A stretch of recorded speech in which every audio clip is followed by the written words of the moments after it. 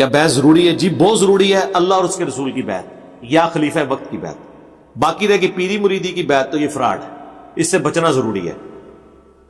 بیعت عربی میں کہتے ہیں بیچنے کو، بیع تجارت. اور سورہ توبہ میں آیا کہ اللہ نے مومنین کی جانیں اور مال جنت کے بدلے میں خرید لی ہیں. مومنین اس بیعت کے اوپر خوشیاں منائیں جو اللہ سے سودا کیا انہوں نے، کہ دنیا میں اپنی زندگی اور مال اللہ کو دیں گے اور آخرت میں جنت اس کے بدلے میں. یا نبی علیہ السلام جو بیعت لیتے تھے وہ اللہ کے بہاف کے اوپر ایک حاکم وقت کی بیعت تھی جو بعد میں خلفائے راشدین نے بھی لی.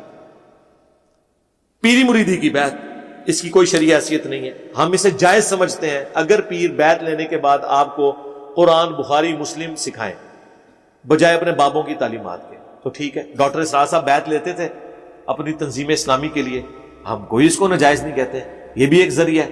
ڈاکٹر اسرار صاحب سمجھتے تھے کہ باقی تنظیمیں فارم بھرواتی ہیں، میرے نزدیک سنت طریقہ ہے بیعت والا، تو وہ بیعت لیا کرتے تھے اپنی تنظیم میں کسی کو شامل کرنے کے لیے اجتہاد کرتے تھے. حالانکہ یہ بیعت وہ نہیں ہے جو خلیفۃ المسلمین کی بیعت ہے، ہم جائز سمجھتے ہیں. ہمیں پیری مریدی کے سسٹم سے یا تصوف سے جو اختلاف ہے وہ یہ ہے کہ اس پورے سسٹم کے بعد یہ قرآن و سنت سے آپ کو نہیں جوڑتے، یہ اپنے بابوں کے ساتھ جوڑتے ہیں، ان کی تعلیمات کے ساتھ جوڑتے ہیں، شرک کرواتے ہیں آپ سے. رسول اللہ کی مخالفت پہ آپ لوگوں کو انہوں نے کھڑا کیا ہوا ہے.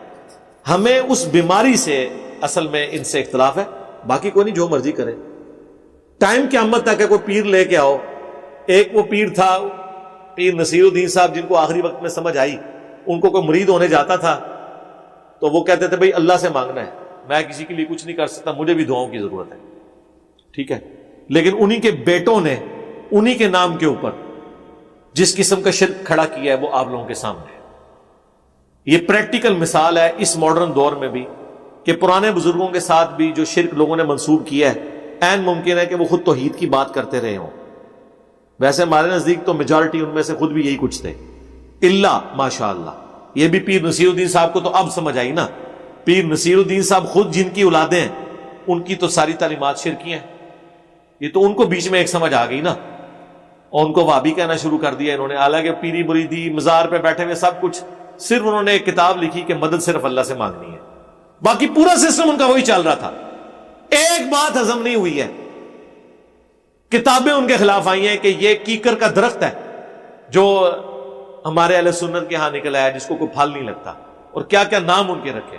مجھے تو یہ بھی خطرہ زہر دے کے نہ مار دیا ہو، کیونکہ وہ بڑی چیپلی دنیا سے گئے ہیں، اتنی ان کی ایج بھی نہیں تھی، وہ آخری وقت میں کافی تنگ بھی تھے وہ اس حوالے سے، کیونکہ وہ ان کی اپنی گدی پہ بھی وہ 2 ڈویژنز ہو چکی بھی تھی.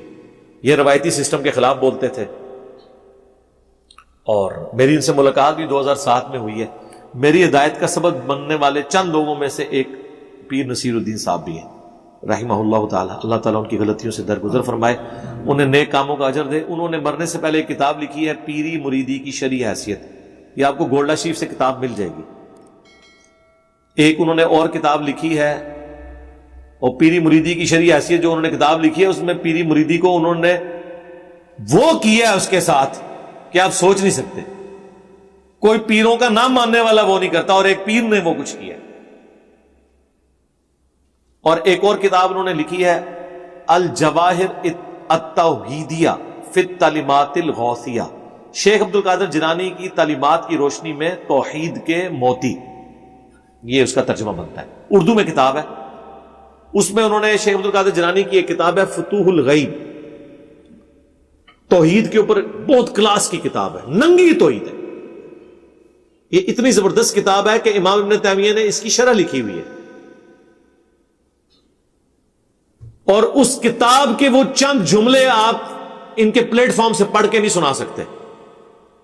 ایسی ننگی توحید بیان ہوئی ہوئی ہے، تلوار کی طرح ننگی. یہ ننگی سے مراد بندہ نہ ننگا سمجھو، ننگی کا لفظ جب ہم یوز کرتے ہیں مراد تلوار، جیسے ننگی تلوار لشکدی ہوئی ہوتی ہے نا، کو کسی کو وہم بھی نہیں آتا کہ یہ تلوار ہے، یہ کوئی اور چیز ہے.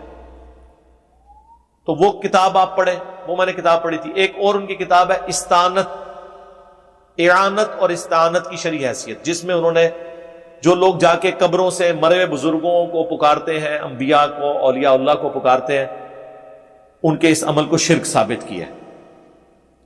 اور اندازہ کریں مفتی احمد یار خان صاحب نعیمی جال حق جنہوں نے لکھی گجرات کے، احمد صاحب بریلوی صاحب کے پوتا شاگرد، اس کتاب میں جو غیر اللہ کو پکارنے کے دلائل ہیں نا، ان کی بھی انہوں نے گرفت کی ہوئی ہے، ان کا مفتی صاحب کی کتاب کو مینشن کر کے۔ یہ ان کی کلاس کی 3 کتابیں ہیں۔ پیری مریدی کی شرعی حیثیت الجواہر التوحیدیہ فی التعلیمات الغوثیہ، اور جس کے اندر انہوں نے یہ فتول غیب کی ساری وہ چیزیں دی ہیں، اور اعانت اور استعانت یعنی غیر اللہ سے مدد مانگنا، اس کی شرعی حیثیت۔ یہ 3 کتابیں اگر آپ کو موقع ملے، میں نے تو کافی ساری وہاں سے خرید کے فری بھی تقسیم کی تھی، کبھی آپ اسلام آباد آپ کا جانا ہو G11 میں گولڈا شریف جائیں، آپ پیر نصیر الدین صاحب کی قبر پر تو ضرور جائیں، ٹھیک ہے، ایک مواحد آدمی تھا، ان کے لیے دعا کریں وہاں، اور وہاں جو 5 سٹال لگے ہوئے ہیں ادھر سے ان کی وہ آپ کو یہ کتابیں مل جائیں تو آپ وہ خریدیں ضرور۔